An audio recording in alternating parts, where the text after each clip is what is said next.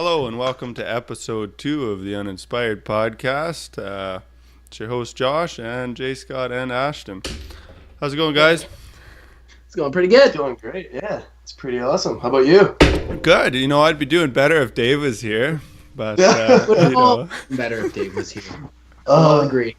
He's never, I guess, legally, he's never even been here yet on the podcast. Legally. No, he hasn't. But he has a good reason. Logically. Week, so yeah.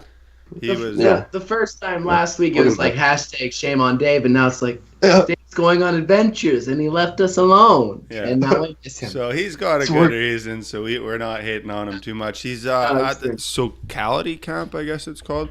It's up in the mountains, and it's like a whole creative ensemble of photographers and all those types, and they do a wilderness camp, and that's about as far as I know about that. So, do you know any more, Josh? Or? I think that's the gist of it, right? The gist of it is a bunch of grown human beings taking pictures in the forest together and calling it a camp because it's fun. There's not a way to make that sound worse. You can make anything sound just completely. Sounds like a lot of fun to do. Yeah. I'm not photographer type, artsy type, so I guess like I'm douchey with the acoustic guitar at a campfire type, but. No, I think what it is a really good networking opportunity for him, and I'm really happy that he's doing that. But so I guess, did anyone read the book? My camera. I read up to chapter 5, and I finished chapter 5. Yeah, I feel like I'm right at the same point as you. I have no excuse. Josh probably doesn't even know what book we're talking about. I got on Wednesday, and I was too embarrassed to ask on Friday, and now it is Tuesday. Yeah. No, I was working. Okay, I'm ahead of you, Ash. I'm at chapter 7, and I think I'm just done it. But anyway, how are you liking it so far? It's actually really good. Yeah, it's actually awesome because you realize so much stuff, so much things that you didn't even think of make sense. You know what I mean? Like every just how time people I'd read react another to chapter, everything. and then it'd be like, no. Yeah, exactly. Oh no. Oh yeah. Sense. Oh yeah. And then I actually had a couple of multiple brainwaves, and for work and stuff, and I think it was really helpful. But I guess he goes into kind of different things, so it's hard to encompass the whole book. But in the beginning, he's really talking about it's a lot to do with marketing and branding and what's top of mind. So if something's top of mind, then you're more likely to buy it. And if and it's going into psychological triggers and stuff like that. So to use an example, they were analyzing the sales of Mars bars, and they noticed an unexpected spike for no reason. They hadn't changed the marketing, they hadn't changed anything, and they were sitting there thinking why did this just shoot up? It doesn't make any sense, right? And they ended up finding out that it was directly correlated to when NASA had landed their rover on Mars, and it was because Mars was on top of mind. Mars was in the back of everyone's head, so when they walked into a gas station, then boom, Mars bars, because that was already there, right? So it really goes into a lot of the psychology behind why things catch on, and then later on in the book it goes a lot into social pressure. So if all your friends are buying something, you're way more likely to buy it, and how they did studies with stuff like that. Even if something was a better deal, you'd be more likely to go for the other option because all your friends are doing it. And then going into the psychology of sales, they did studies where they sent out one catalog to a whole group of people with the exact same prices as the other catalog that they sent out to a separate group of people, except on the one catalog they wrote sale beside every item, and they sold over 50% more on the one where they just wrote sale beside it. Yeah, even though it was the exact same price. They did something similar. Actually, this might even be kind of the same topic, but where they had two websites. They both had great deals on these leftover clothing and stuff like that, but not everyone would buy them off the one website, but on the next website, you had to actually be invited to join the website where you could get these good deals.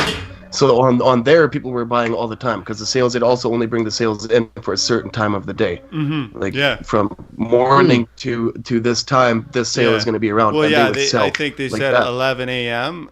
they started, and they were usually gone Yeah. by 12 or something because Yeah, everyone was 11, in 15, there. 12 out of And stock. even though most people would think that they're holding themselves back by saying there's only so many available, they kind of know what they're going to sell anyway, so they just restrict it a little bit below that, which creates so much more interest, and they end up selling way more.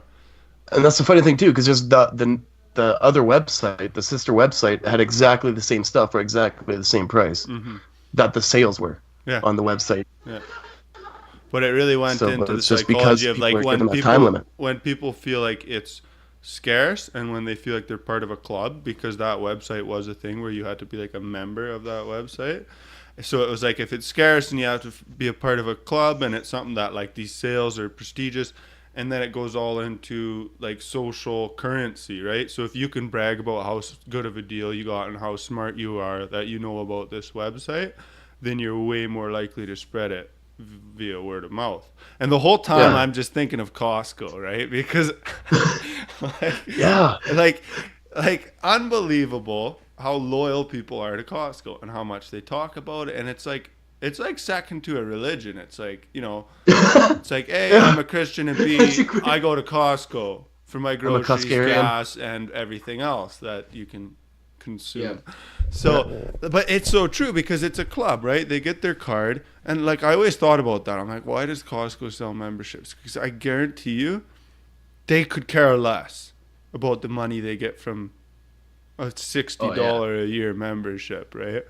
But the whole reason is just to make people feel like, first, they're paying for it, so they kind of have to go there, and B, they're part of this like prestigious club, right? So then they brag about it to everyone else, and Costco's got all the good deals, like Costco this and Costco that, and I was totally thinking the whole time, like, that's this book, like, put into effect in that way. Totally. But I had never even thought of that. That's exactly right. Yeah. Costco, Costco, and the fact that people will vehemently defend it till like, I don't know. I've been doing this experiment. You can hear someone working at Walmart. Like, I've never met somebody, or actually I've met one person who worked at Walmart, and his quote on his experience working there is graphic. But I've also met people who went from Walmart and worked at Costco, and there's even like the culture of their workforce was completely different. Oh yeah. No, so I've even when you have your employees like bragging about their workplace and everything like that, that's just exceeds the expectations of it. It's amplifies the word of mouth. Mm-hmm. Totally. Oh yeah. Person to person. Yeah. But yeah, I've heard they treat their employees really well. But like, I just can't believe how much people will defend that. Oh yeah. Like, just unreal. Like, it's if you can build a culture of respect and loyalty to your product or company, you'll survive any sort of economy crash or anything like that. Yeah, what I found was really interesting in that book as well is he went into describing this restaurant in New York City, or it was actually like a bar or a nightclub, I think. No, I think it was just like a pub. It was a hot dog. It was a hot dog restaurant. No, yeah. I'm thinking of the same one. It was a hot dog restaurant, Yeah. but in the back of the hot dog restaurant, there was a phone booth with like an old school phone, and you dialed like a 2 on the dial, and then the back of the phone booth would open into a club, and the club was called Please Don't Tell. Yeah. And it ended up being like one of the most popular, and it still is, I think, to this day, or at least when the book was written anyway, one of the most popular like restaurants in New York City, where it booked up right away. Yeah. Yeah, because the hot dog place was already a great place to begin with. The guy that started it was amazingly successful. He turned it into a great hot dog restaurant. I think it was a hot dog restaurant. It wasn't just a normal restaurant. Yeah, I forget. it was only hot dogs. Yeah. And then he had this idea of starting up a bar, and then he thought, well, his original plan was kind of like more of a grungy style, like rock style bar type of pub. Yeah. But then he was kind of looking at like different ideas and stuff like that, and he ended up coming up with this idea. One of his friends had an old phone booth, like a 19-something phone booth with the phone that was still in there with the spin dials, and he figured he could actually imply that he had this idea where it would be like only special people get in, only people that know about the secret place can get into this restaurant. And it started off, I don't know how many people, how they found out about it, but finally people started finding out about it, and it just snowballed. Like people would, because who's going to keep a secret like that? Like it says, please don't tell. Now you already have to make, if you dial the 2, there's someone that comes on the other end of the line, and you have to book reservations like way ahead of time, because the bar only seats like 40, and they will not let any more than that in there at a time. Holy. So you have to book up like way ahead of time because so many people want to get in there, just because it's a secret place. Like I'm sure if you compare it to a different bar, it's probably not much better, much fancier, but it's because it's like a special it's like club. Elitist, but in a smaller spectrum. Well, it goes into the whole like social currency thing that he talks about, whereas it's like, hey, if I can tell you guys about a secret bar in a secret place, I look better, I look cool, I look informed, I look cultured. Like that's what it all comes down to, and that's why people tell secrets. It's just because at the end of the day, people like to talk so much that then they brag about things like that, right? So it makes so much sense if you can make your product or your thing really exclusive, but more false feeling of exclusivity, because at the end of the day, it's really not that exclusive of it. Because they're trying to get people there. But there's no advertising, so the only way that people know about it is from other people telling other people. Mm-hmm. You know what I mean? Yeah, so like, I knew this before you. That's that level. Yeah, in that book, like that. I guess the reason they do that is because they've done studies that word of mouth advertising is like 10 times better than like any other advertising, right? Scottney.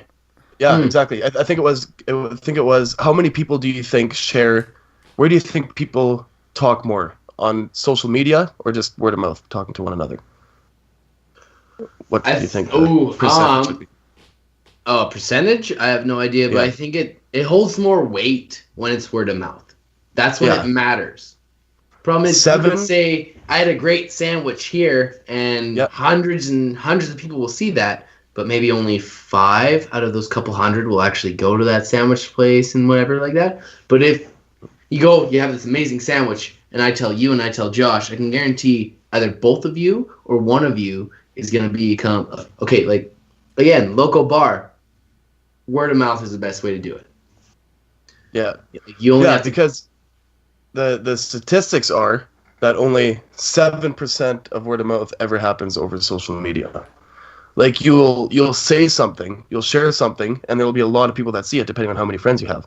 But it's not exactly like you were saying. It's not personal, and plus you're always talking to people too, right? Mm-hmm. Like you're constantly you're not on your phone sharing and talking to people online 24/7. Just take our group chat for example that we have. Like you say something, no one replies. Like, hey, what's going on? Oh, there's no one that says anything because like that's not as important but as I can guarantee face-to-face conversation. Mm-hmm. No, like I can for see group that 100%. Yeah. I've even noticed it, like when I share something like this on Facebook, like the podcast, trying to market it a bit, and you'd get like 2 likes maybe, and then I can see on the website how many people clicked on it from Facebook, and I would have more success calling 5 people than even doing that. Yeah. And it's interesting because you think so much, hey, like I put it out here, I got like a couple hundred friends, like, man, that's going to reach a lot of people, but doesn't seem to. Yeah, for sure. I guess that's a good way of looking at it. It takes a while for things to pick up too. Yeah. Well, yeah, like I mean, obviously, I think it has to do with the time of day you post and a whole bunch of different things. Oh, totally. And what the kind of traction it gets, because with Facebook's algorithm, they really bury stuff like quickly. Oh, if it doesn't get like likes right away or whatever, like it disappears. But, pretty much. Yeah. Because it's layered over all this other stuff that keeps on showing up, like this person liked this or this person commented on this. It's not as much people posting anymore. It's so much advertising too and stuff like that. Mm-hmm. That's why you want to have a personal like contact with 100 different people about your product, if you're running a business or a podcast or anything like that you want to get the word out there, you talk to 100 people personally about it, and maybe you only get, I don't know, 50% of those people that actually like the idea and then share it to all their friends. But now you just basically times all your friends and all your followers by 50 by just personally contacting this group of 100. Now 100 may be Did you read that article I shared then? That one that's called like 100 cups of coffee could change your life? No. Oh. I just... Okay, because it says the exact same thing. Like if you have a new product or a new business idea, talk to 100 different people about it in a 20-minute coffee. And they said that how quick they're drinking their coffee is your time limit. Once their coffee's done, you're out. If you're interesting enough, they'll take a long time drinking their coffee because they'll be more invested and they'll be more in conversation with you.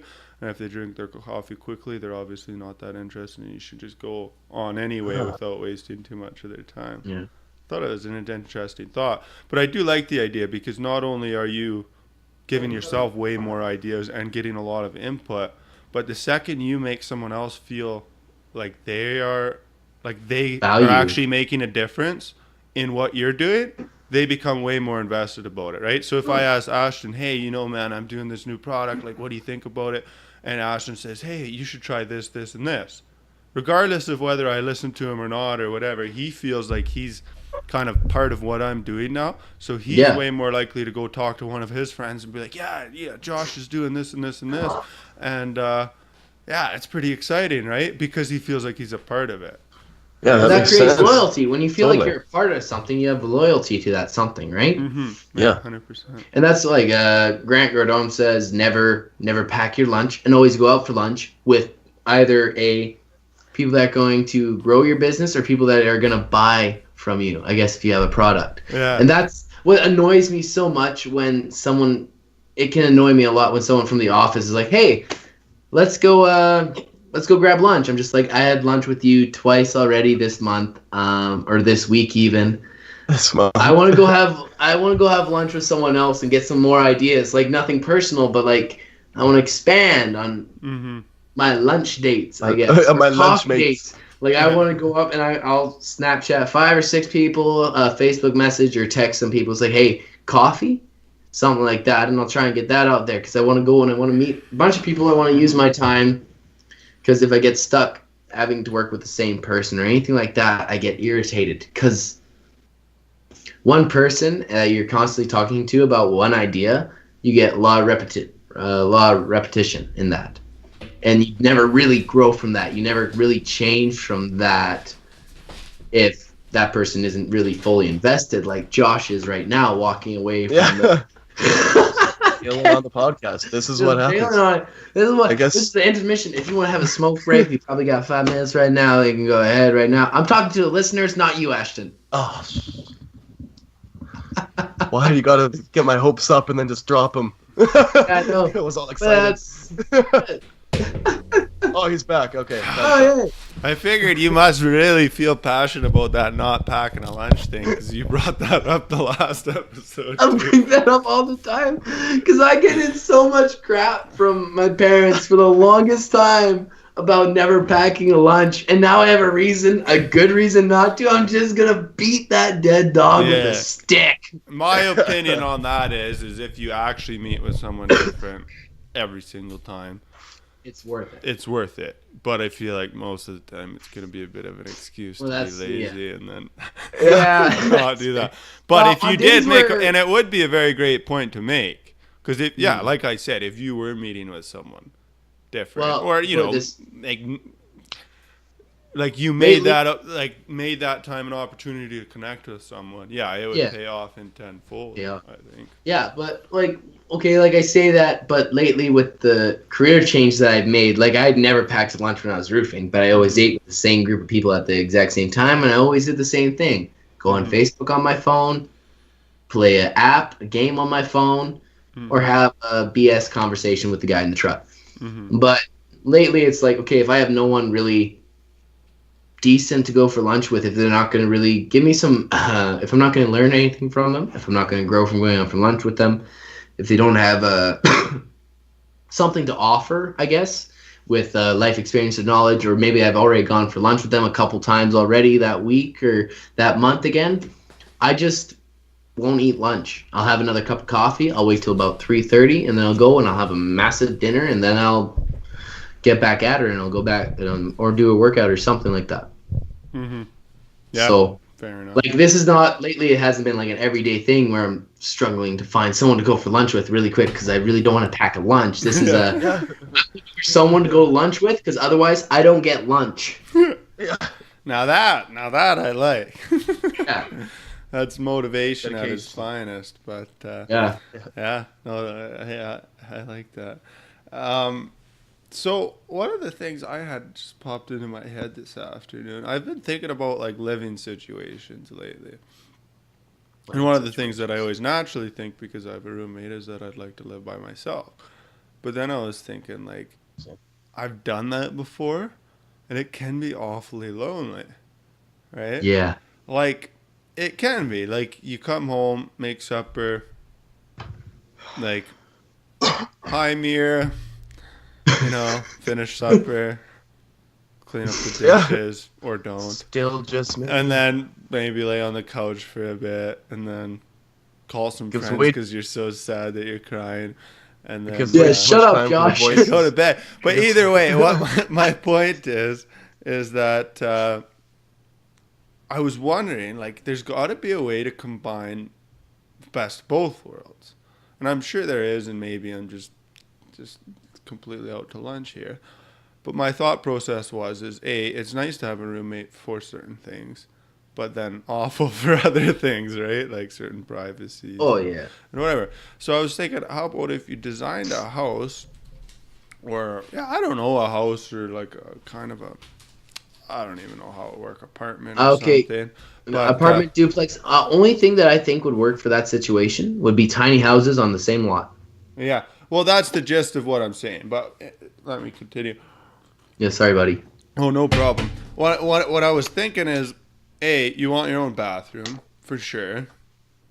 B, I think you want your own kitchen, because, like, otherwise it just I don't want to deal with nuts. somebody else. Okay. But I think the best would be, so you have suites with their own bedroom, their own kitchen, and just studio suites. So, like, nothing else besides that, right? Mm.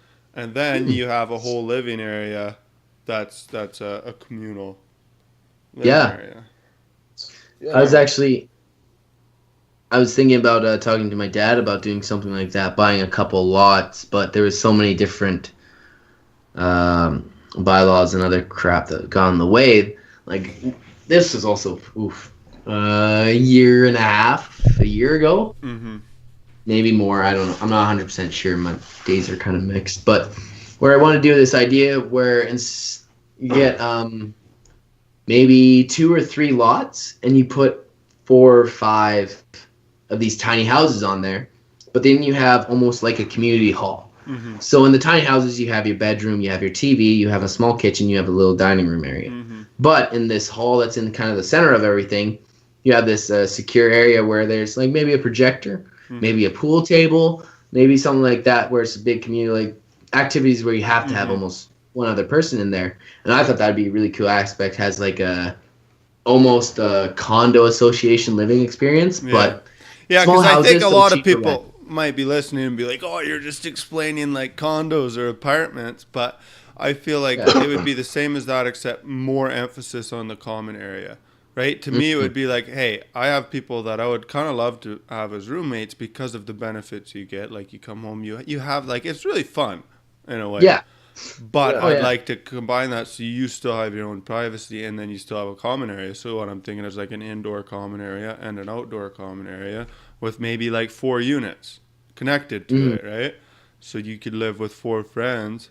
But you still need, if you need your private time, whatever, you can leave. But otherwise, it's like you still come home and be like, hey, how's it going, type of thing. You know what I mean? Like, it's really, like, I would love that. I would love the shit out of that. Like, I would live in something like that all day long, right? Because it's easy to get away so you don't see too much of someone, right? And because that's a huge thing. Like, when I had a roommate, and like, thankfully, we weren't really working together at this point, but like we worked together for a long time, and then some things happens or whatever, and I'm like, okay, hey, come move in with me. My house is kind of going through renovations, and it's not the perfect condition, but I'll give you cheap rent to kind of suffer through this thing with me.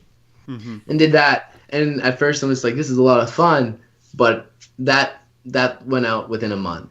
Mm-hmm. Like, because I get home and I know he's there. I know he's there when I wake up or anything like that. It's just like, it's just all sudden too much. And also, if I'm a morning person and I want to chat in the morning and he's not, that makes it very difficult. Or he is a morning person and I'm not, or he's a night owl and he's up till 2 a.m. and I can hear the TV on or something like that. So that's why I thought like the tiny house area would be a little bit better than like an apartment complex, because apartment you can still hear your neighbors over there, and same with duplex or anything like that kind of thing, right? Really. Well, I mean, if they're making a hell of a racket, but with this code standards but these days, they're pretty insulated. Like, you're not going to hear much.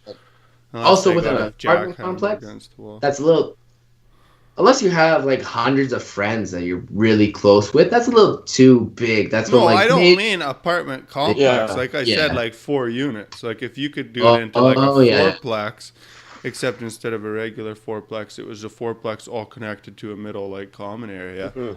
But what I think would be cool is to have it so that when you walk in, you kind of come through the common area. So you're almost like So it's almost like you still have that kind of like sense of home. But you still have your own privacy. But there's not the kitchen there, and there's not... Yeah. Because like, I love that. If you can be like, hey, how's it going, guys? Or you see some people having fun, and you know what I'm saying? Like, there's really nice aspects to both. Because at the end of the day, I don't think it would be great to live by yourself 100%. I don't know. I mean, you do it, Scott. What do you think? What I think, it's fun for about an hour when I get home from work. Yeah, exactly. And then I'm just like blasting music. I'm just twiddling my thumbs, forcing myself to do some more push-ups, doing something else. I'm just like, somebody please call me. I'm lonely. Yeah. I fall down or I call people, but like the I'm reason why I don't call people. Though. Like I've lived by myself a couple times. If I get the opportunity, if I find something that's in my price range, I would sooner live in a shittier place by myself than in a nicer place with someone else, depending on the person too, I guess. Sometimes. Yeah, 100%. But that's what I'm saying, though. That's what... Because I don't... Like, I'm on the same page as you, as it stands, as far as... Because if you live with someone else, there's so many different, things that you got to deal with. But I'm saying, how about if you get the best from both worlds? Like, how about... Because there is such an awesome feeling to having that, like, natural community when you come home, right? You can be like, hey, man, what's up? Or, I don't know, throw a football in the back or just whatever. Like, because I love that community, right? Yeah, absolutely. But to combine that while having your own privacy. Because to me, I would rather live in something like that where it was secluded. I had my own privacy, but it was with a bunch of other people that I had fun with. Community room, because you know how much fun that would be? It would be like college again in a way. Like, except not near as awful, but... Yeah. The reason why I'm not searching for that many people to call after like the hour I get home is because some nights I actually rather would just like to stay home and relax or a little thing like that. But the thing is, when you live by yourself, your whole house becomes like your personal space. Yeah. So it's like, I don't really want to leave, but like inviting people over, I gotta clean up my stuff. And then you gotta go places, and that's why I think this would be awesome because you have like a... And shit, I don't know. If you make good money, you could just pay someone to clean the middle area once a week, so you don't have to fight about that. Who wants an extra $50 this month? Take 10 minutes and clean this. It's a sweet. I feel like that could be. You can do it really quick. Like I know I volunteer at Youth One, and it takes 3 of us, I don't know, 10 to 15 minutes to kind of wipe things down and grab the garbage and sweep everything. It takes no time at all, and that's 2 stories of a pretty decent sized area. So it's not that totally done every day. I can totally see that issue coming up where it's like, nah, man, I didn't do that. I don't know who made that mess. You can clean that up. You know what I mean? That's gonna happen. Especially if it's for a while, there's gonna be. So that's why I said that you could do something like where you pay everyone puts cleaning in $5 to pay a cleaning lady. Yeah, totally. It's like 4 units, that's like 4 to I guess maybe 8 people if all of them are in relationships, with I highly doubt if you're in a relationship you're gonna do something like this. Yeah. Yeah. I think Maybe this would 2 be more units. targeted This to would be more singles. like Unless if it's a really bachelor weird kind of thing. relationship. Bachelor kind of thing. Mm-hmm. So that's 4 guys. It's not that big a deal. But like It's this would not- essentially be like making your life like the TV set of Friends.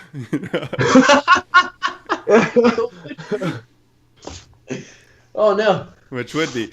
I like the aspects of it. I don't know. It was just something that randomly popped into my head. But I was like, that could work because I would enjoy that. Like I would. Like I like that almost forced social like exposure. Because like some scenarios, maybe you're a bit down or whatever, and you come home and you just go to bed or whatever. But if all of a sudden you come home and you walk past some people that are gaming or having fun or talking about something, then you might be way more likely to join in, and it might really bring up your spirits a lot, right? It's that kind of power of community. But Totally. yeah, just a thought. Yeah. It's a pretty cool That's a good thought. idea. Now, if you have a millionaire that looks at this, he's going to build one right away, and we're going to miss out on this great investment opportunity. Yeah, I don't. Domain names. Domain name, No, hurry! Yeah. Fourpersonliving.com. Yeah. Like college dorms, but better and not as gross. Yeah. Depending. I feel like on who that's too you long of a with. name. Yeah. Yeah, most definitely. So, Ashton, you had a subject that you kind of wanted to bring up, didn't you? Yeah. About, I was going to bring up that one thing that I'm sure everyone is probably, well, I know I'm probably pretty bad with anyways, money managing Yeah. and stuff like that. What everyone's take is on money managing, because I kind of, that's also something, because I feel like this podcast is also good to learn stuff on too, eh? Mm-hmm. And I definitely need help, because I have, especially, I find as soon as I start making more money again for the first bit, what are you laughing at? What do you find it so Because funny? I suffer at this too. Okay, Really cool. bad. I thought it was my subject here.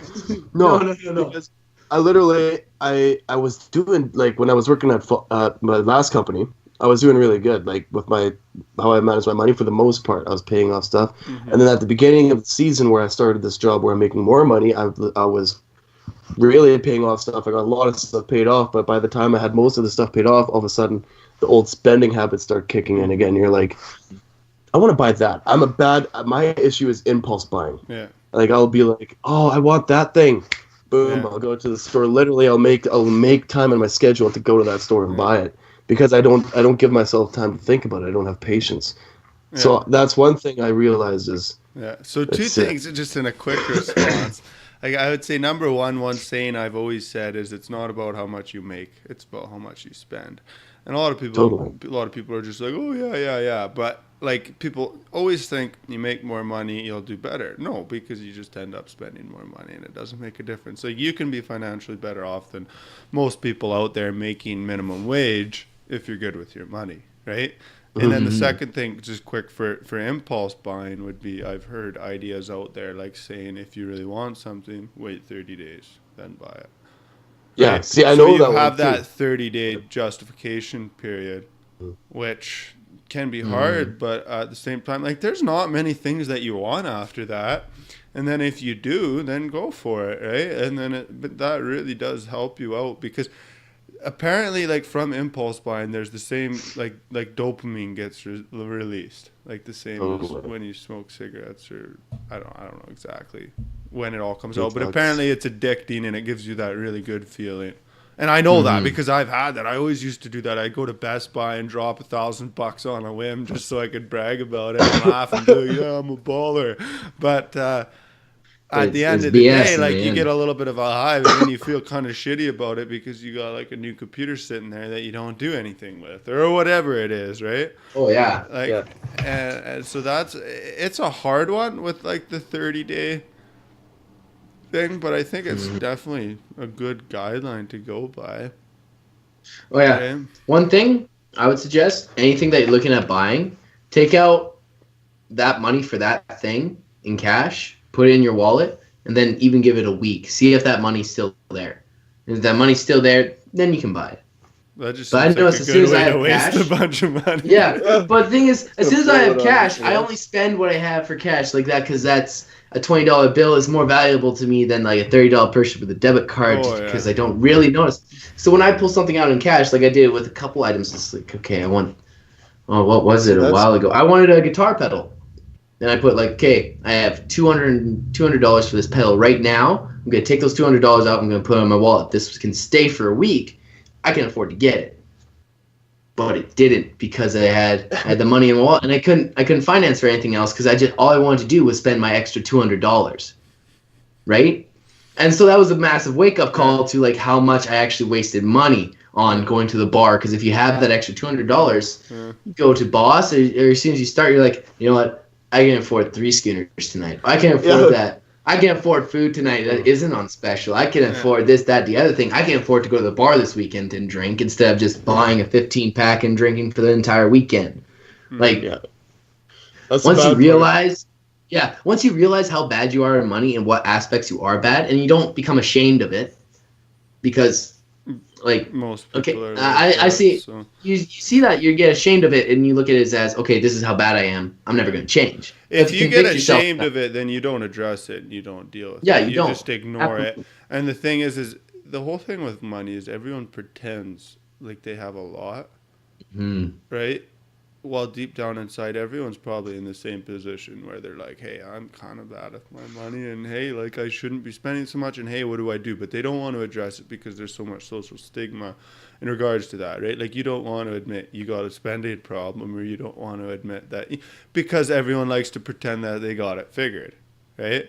But, like, I think the biggest thing for me that's helped is tracking it. And you know how the saying goes, like, you can't control something until you can track it, like you know like what there is. So for me, it's like you can go on programs that are free, like mint.com. I don't know if you've heard of it, but you sync your bank account in there and it'll really itemize your spending. For me, I prefer just to enter it into spreadsheets. But the second you're going through your credit card statements and or your debit card, for me, I love doing everything on debit or credit because it's so much easier to track than cash, because then you actually know where your money's going. And once you go through that, and let's say you do it month by month or bi-weekly, and you enter it all in and you allocate it to a certain thing, it really hits home where your money's going. And when you look at it and you're like, oh, I'm only spending maybe $700 on rent, but I spent $500 on restaurants, you're just like, whew. Like, I could eat at home all the time and live in a way nicer place. Yeah. Right? Totally. And it wouldn't make a lot of a difference. So that's the biggest thing, is like, if you can track it, and it's hard because a lot of people have a hard time with money and with numbers and putting it all together, but that makes a big difference. Like, if you plug away on that, and now I think it's a lot easier than it ever used to be, because you can just log into your online banking, pull up your statement, and just rip through it. Like, my bank does it anyway. My bank, like, they automatically give me a track whole it and they give me an app. So once you realize exactly where your money's going, then it's a lot easier to make changes. And then I think the second step would be going to budgeting, which a lot of people are scared of budgeting because they think all it does is take away. Like, oh, it restricts me from eating out, and it restricts me from having fun, and all it is control, and all it is control, and it just takes away, and it doesn't actually do anything good, because that's what it feels like. But the way you got to look at it is if you put stuff into a budget, and I mean like a monthly budget, you have, like, the way I do it is you have budget accounts, right?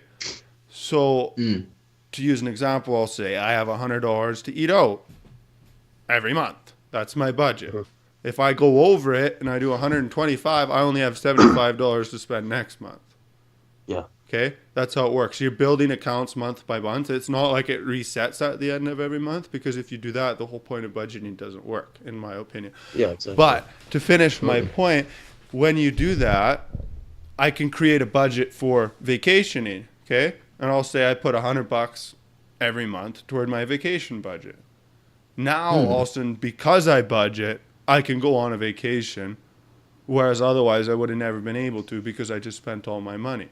So it can be very rewarding in its own way. Or like vice versa, if I don't eat out for a whole bunch and all of a sudden I got like $500 in my restaurant budget, you don't just be like, oh, I'm going to save that, because that ruins the point of budgeting. The point of budgeting is that you can reward yourself because of these things that built up, right? Absolutely. So then you can be like, oh, you know what? I got $500 in there. I'm going to go out to the nicest restaurant in town or whatever it is, because that's your restaurant budget. And that's the way it is. And then I would suggest you map it all out how you want to, that you're obviously not spending too much money on that stuff, but like, you know, X amount for investing. And I'd say like for sure 10 or 20% that you invest, like no matter what. Like that'll get you ahead so much further than other people. Start off, if you have any debt, start off by paying that as much as you can. Like, oh yeah, like everything Totally. towards that, and then just build up 10 or 20%. Budget the rest, and it can be very rewarding, because if I have clothing budget of $400, oh, I can actually go reward myself, versus if I'm blowing it all the time, I never actually have money for the things that I actually deep down inside want to do, right? yeah, absolutely. So I think that's the biggest misconception with budgeting, is that it takes away money from things that you want to do, and it takes away fun. In my opinion, it can actually add a lot of fun in it, because you actually end up having the resources available to do that. So I was budgeting before I started this job. I had a whole budget made up, and actually, my bank account was 90% of the time at zero, because I would take out all my money. The only money I left in the bank account was stuff that was automatically going to come out, like direct debits and stuff like that. So I took out all my cash and I had separate envelopes and everything. Like I was all this stuff with the budgeting. And the good thing about it is you feel so comfortable and safe when you're doing stuff. Because I got this much money for this, and you're in such a comfortable place. Yeah. But that all just kind of went out the window when I started this new job, because it's a new amount of money. Yeah. And I didn't set up. I never ended up setting up a budget for it. Which imagine this: if you would have stayed on the same budget that you were at the old job, how much money you'd have right now. Yeah, and especially if you started to invest your extra money instead of just blowing it on random crap. Yeah. Exactly. Right? I think another aspect of being bad with money is also pride in not having the humility to admit how much of a struggle you are in. Because I know, like, a lot of people will make jokes about it or anything like that. Yeah, I'm too broke to buy the expensive smokes. I'm just going to stick with the cheap ones. In reality, it's like, I really hope I don't smoke this entire pack this weekend, because this needs to last me till next Friday. I have to, or going out for lunch or something like that, and just like, oh, I'm not hungry. And then all you get is coffee. Because you're not hungry, but you can't afford the full meal. Coffee, and you're hopefully, coffee will tide you over till you can get home and make dinner.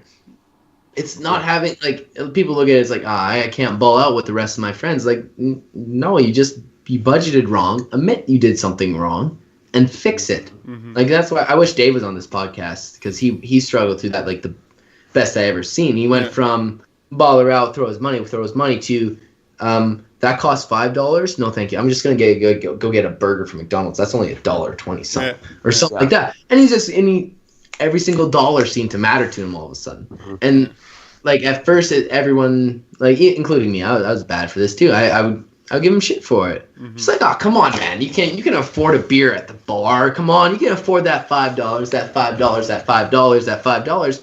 But within a year, that adds up. And now he's financially stable, if you ask. He's budgeted properly. Oh, yeah. So now he feels safe and secure. And it makes such a big difference. Like, and you just feel good about it, even if you're just breaking even every month, but you know where every dollar's going, and you know what you have to spend, and you're within that. It feels good.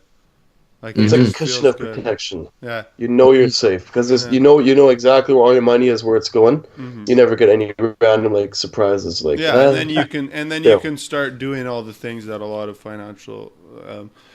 people advise to do, like building an emergency fund and starting and all that type of stuff. I think it's suggested to have at least 1 or 2 months like that you could live on in an emergency fund before you start investing that money. So do you have any books on your Audible?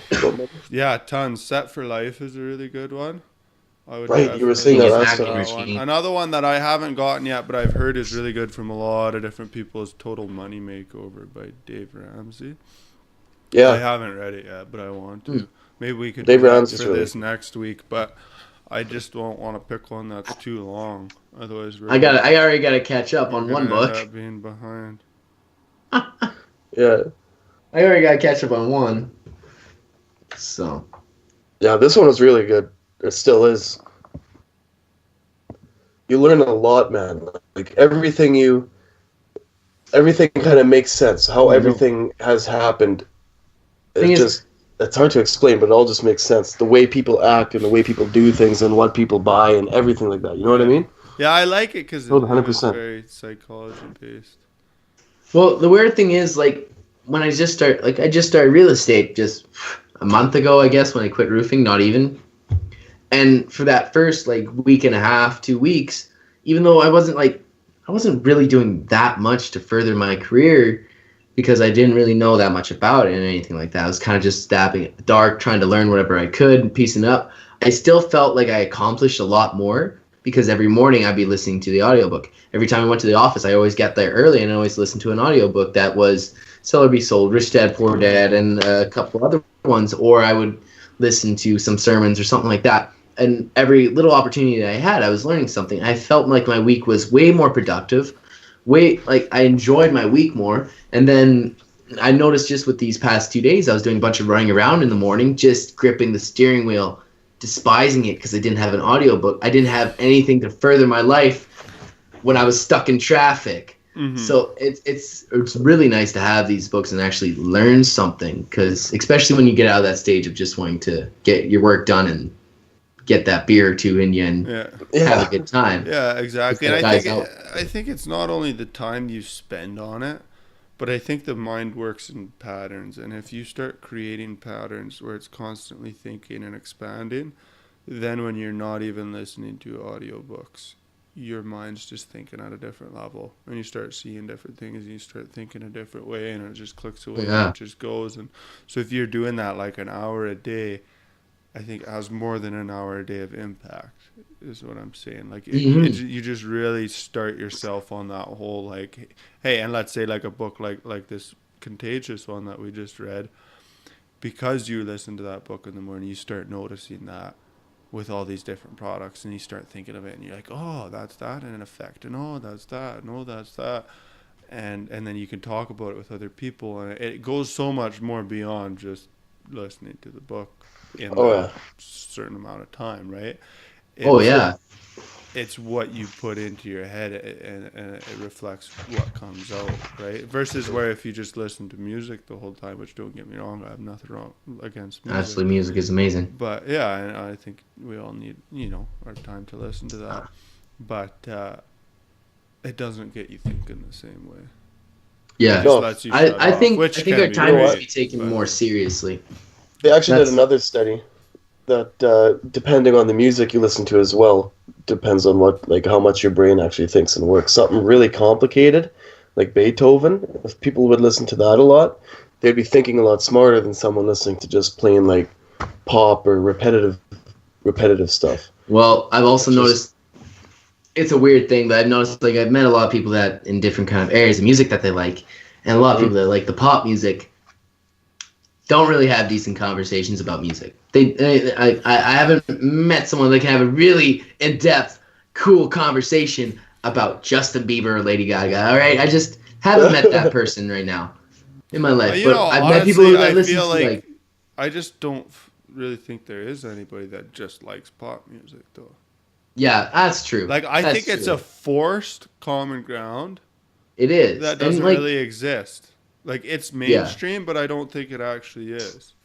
Like, that's my opinion on it. Well, that's true. It's kind of like the sun in the solar system. You know what I mean? It's just pretty much calling it music now. Because everything kind of has that pop sound to it nowadays. You know what I mean? Because it's not that. Well, you got, like, obviously you have like the classic music and stuff like that, but even country songs kind of have that beat that pop music originally. Well, because they have a certain formula that sells. There's like, I can't remember what it's exactly called for guitar, but I know 4 chords: G, D, A minor, C. If I play those 4 chords, even if the song's a different kind of key, the formula kind of works for certain scales. That those 4 chords, I could play 90% of all pop songs that ever existed. Yeah, like ever existed.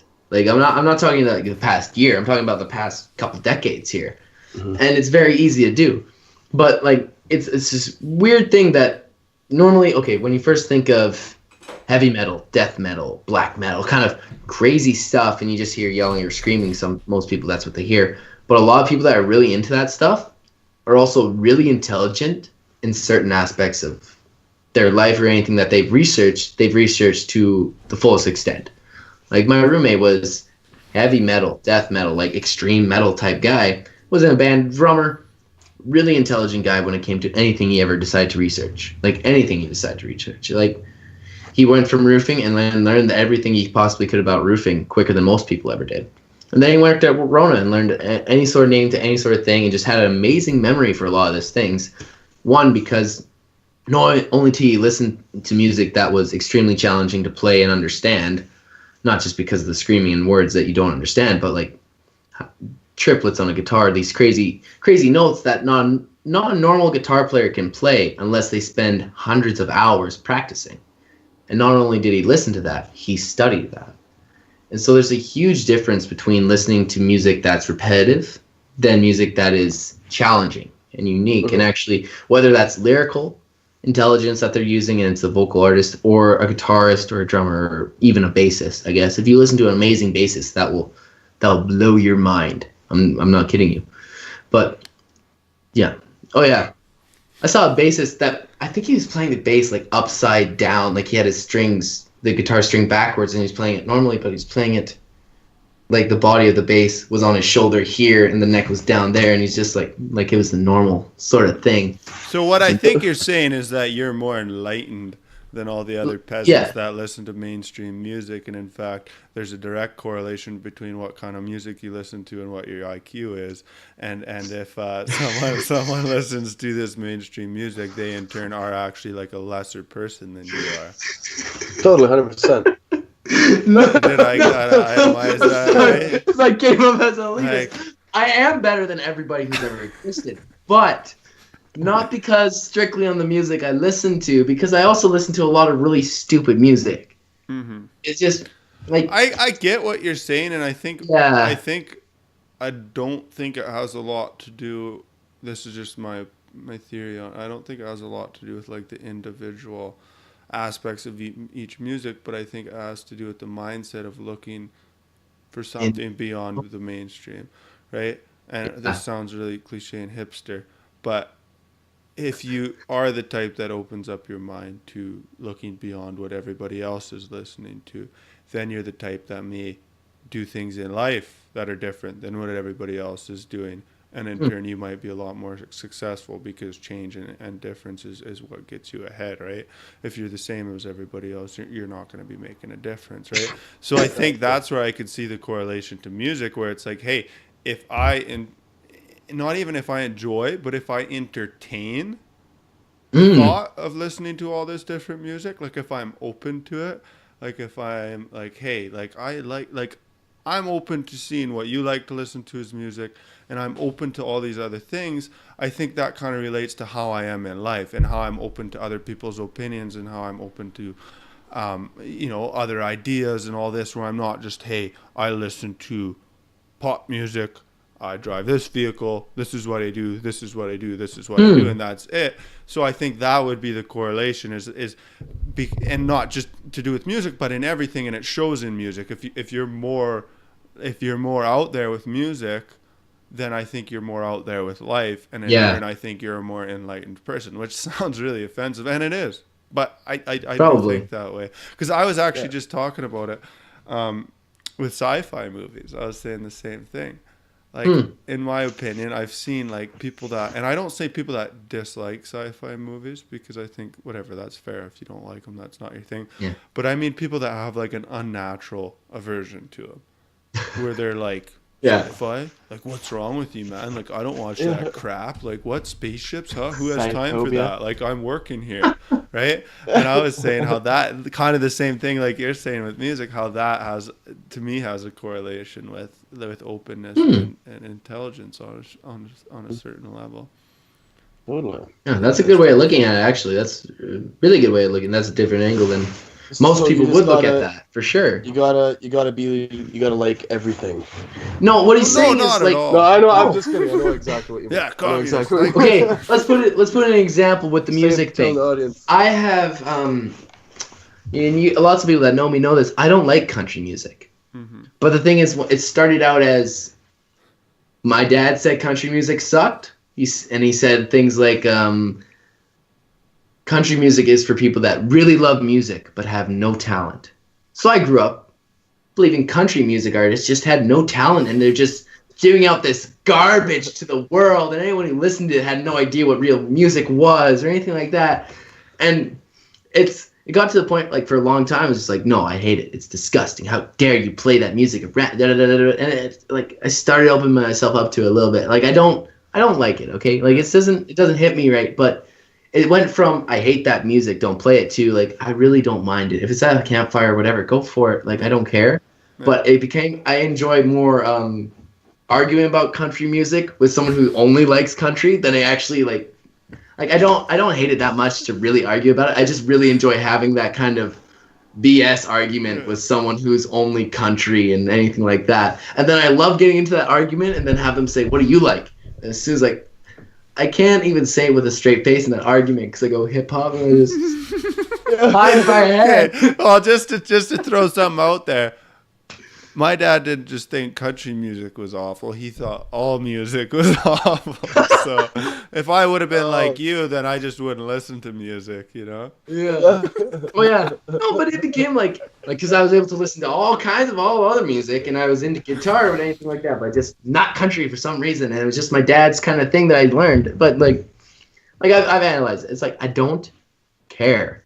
Really? Like I don't. I just enjoy kind of that BS argument you have when someone's playing country. It's like, oh no. Mm-hmm. Kind of like how I said I like taunting people about Costco. Yeah. It's like it actually doesn't matter to me, but every now and then it's fun to have that BS argument where Josh might put on a country song and then I know he actually like never listens to country when around, and then if he plays it, like he wants to hear this song, let him hear the damn song. He wants to hear it. It's been a while since he country, let him play it. But I enjoy giving him a little roll of the eyes or flipping them the birds or something. It's just to tease a little bit. Like I honestly don't really care. It's just a fun argument to have sometimes. And there's definitely people though that are dedicated anti-country people. Or like not even. Yeah, but we have a friend that I tried to convince to listen to a country song the one time. And I think I just about got my throat cut. And it's like it's totally whatever. If they don't like country music, then that's all right with me. I'm not going to try to make people like country music. I just don't understand. Yeah, to me, like my opinion, and I don't mean just in regards to country, but I mean in regards to all brands of music. If you close yourself off, and not even just music, but to anything like that, if you make up your mind that hey, I hate this and I don't know why, you're holding yourself back, in my opinion, because you're putting yourself in a box and you're saying, I do this because I do this and that's the way it is, and your perspective and what you like doesn't matter, right? Mm-hmm. Like, I'm of the opinion that, I haven't always been that much into, like, heavy metal or rap or a lot of things, but I love some of it now because people I've met and because people have been like, oh, you should listen to this, and I'm like, yeah, man, that's cool, and I listen to it. And it really it kind of just broadens your horizons on that, right?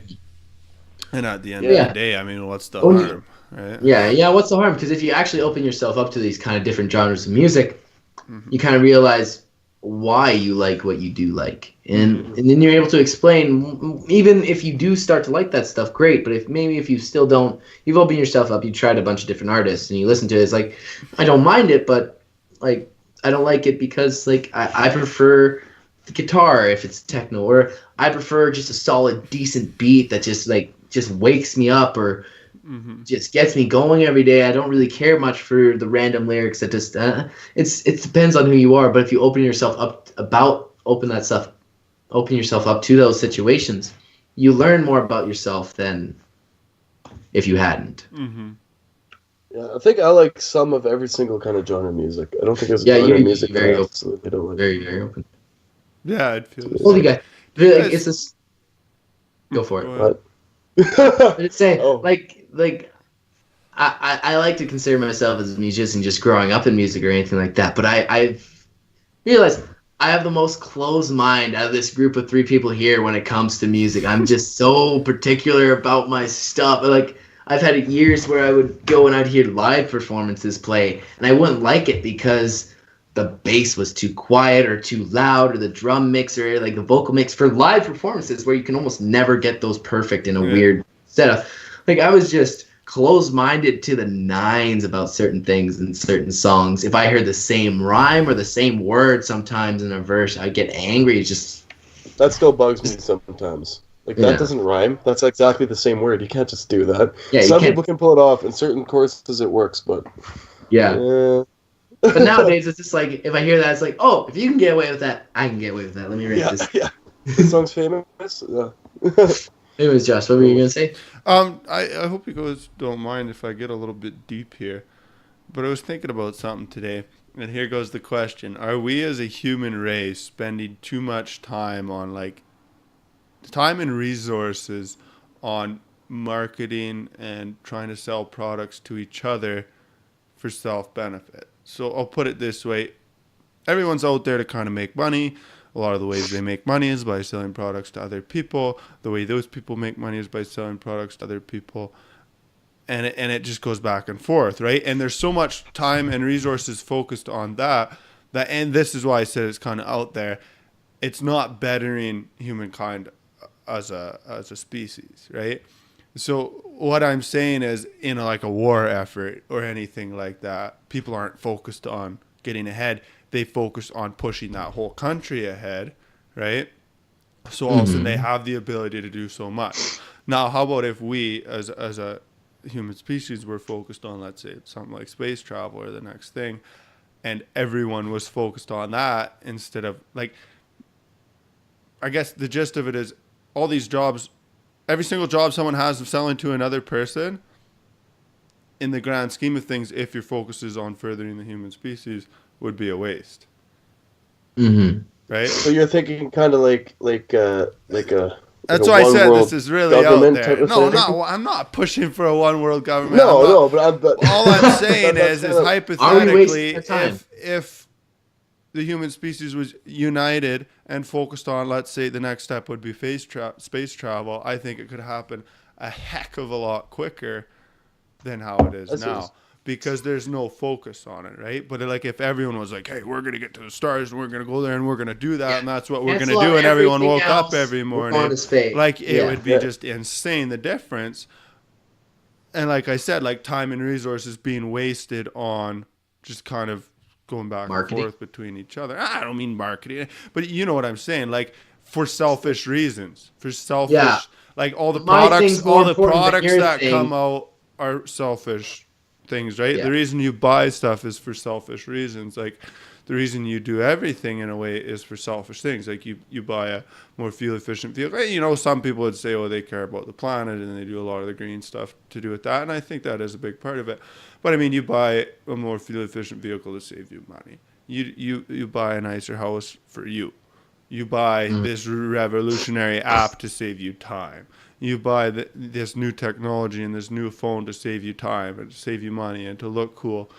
But what's beyond that, right? Like, if you could be focused, like, if humans could be focused on something like that together, to me, it would just be insane what could be accomplished.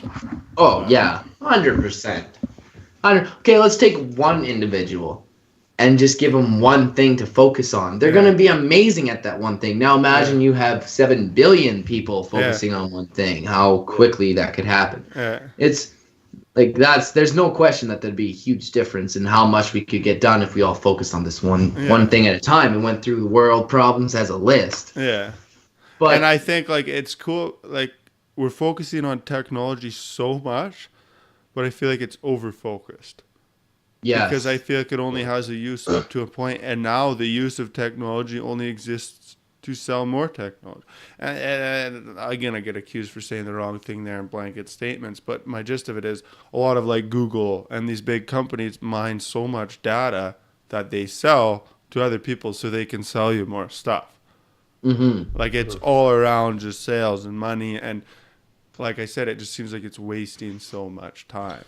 Yeah, I feel like technology. Well, technology has helped a lot, but there's lots of pointless technology out there too. Mm-hmm. Like That's kind of what you're saying. Like, Well, what yeah, I'm saying is that's super enjoyable. what I'm saying is there's I'm kidding. so insanely much focus on technology and not other areas. Like, Yeah. and maybe Wait. I'm wrong, like, because I'm obviously not informed on everything that's going on, but I'm saying, like, not as much focus into building really good infrastructure, not as much focus into building a lot of these things that matter. And I think there is a lot of push into the science sector, so I couldn't say that, but I just feel like it seems like it's so much technology over everything else that you start missing out on maybe a lot of the architectural stuff, a lot of structural stuff, a lot of stuff that could be so much further.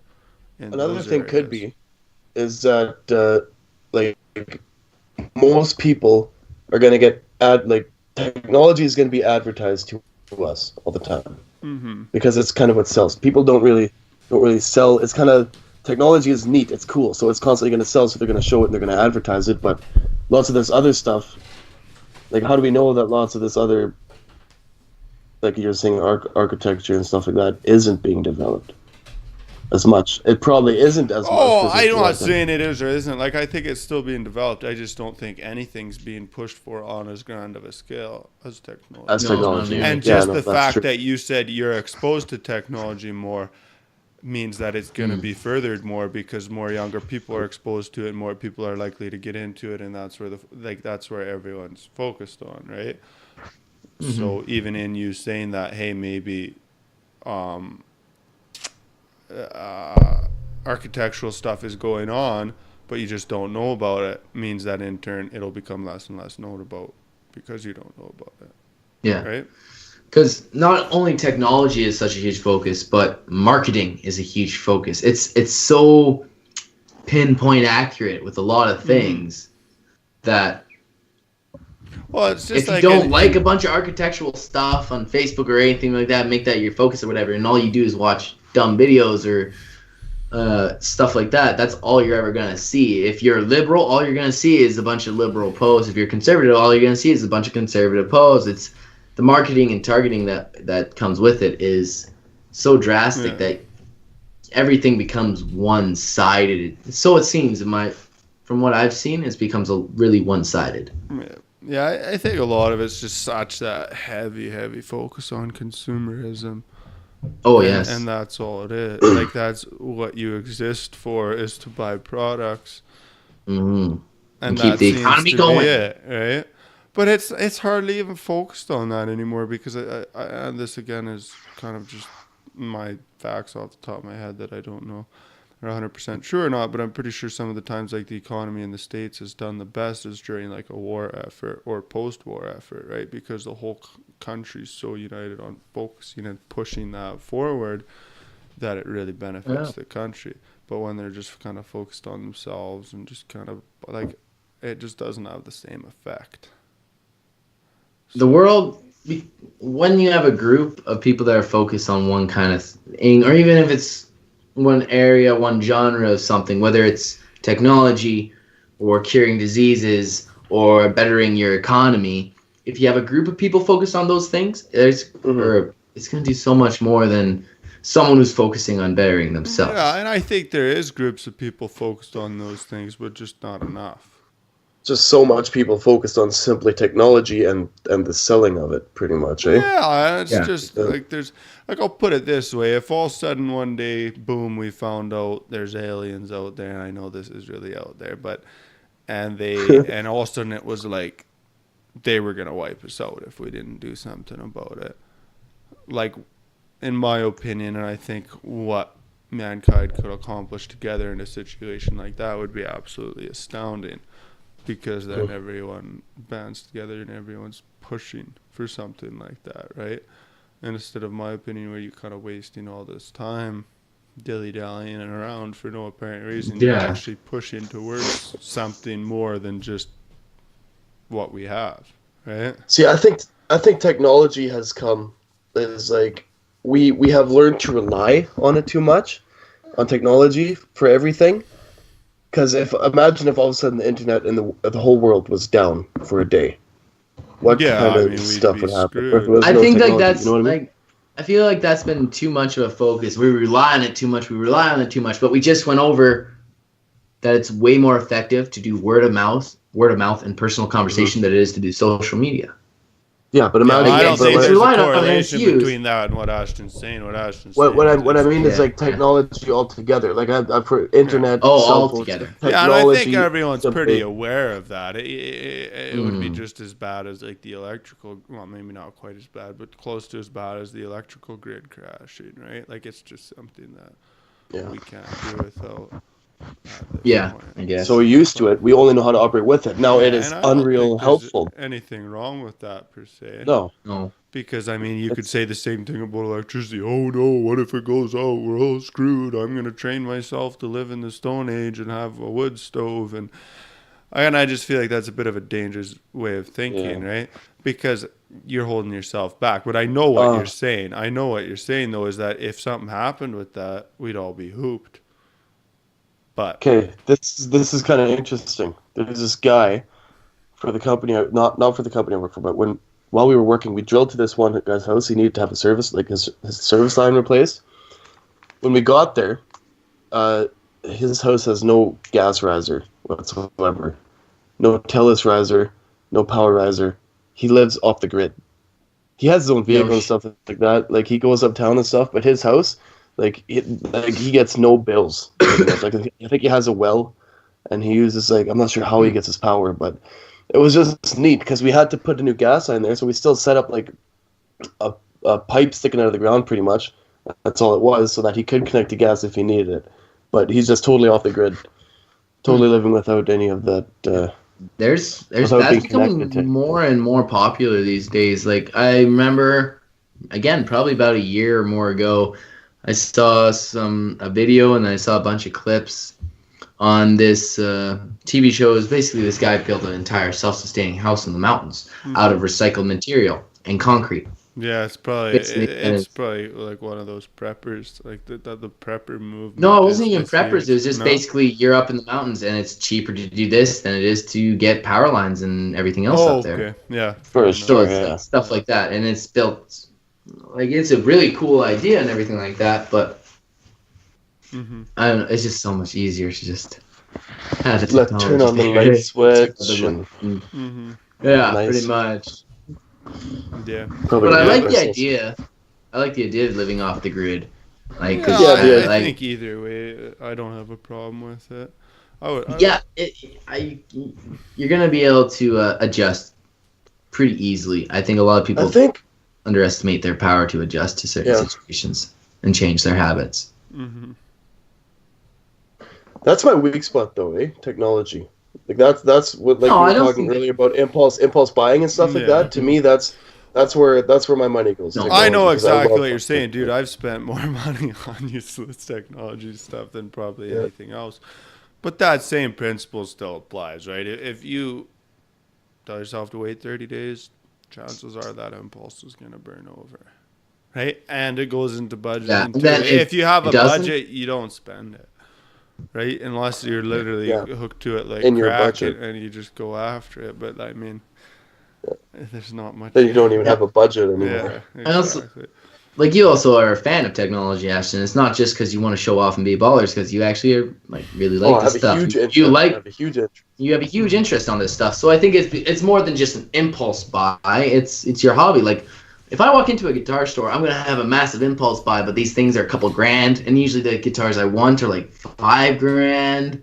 So my impulse buys are a little bit not gonna happen. All right, I'm not gonna impulse buy on something that's $5,000. Yet maybe one day I'll have that kind of mind. I think another thing. Oh, sorry. If you want to finish this. Oh no, go for it. That was basically it. I think another thing is if you can somehow channel that interest into technology into some sort of I don't want to say business, but yeah, I guess if you can put it into a hobby or an investment or something that could have the potential of making you money, then you're a lot better off spending money on it, right?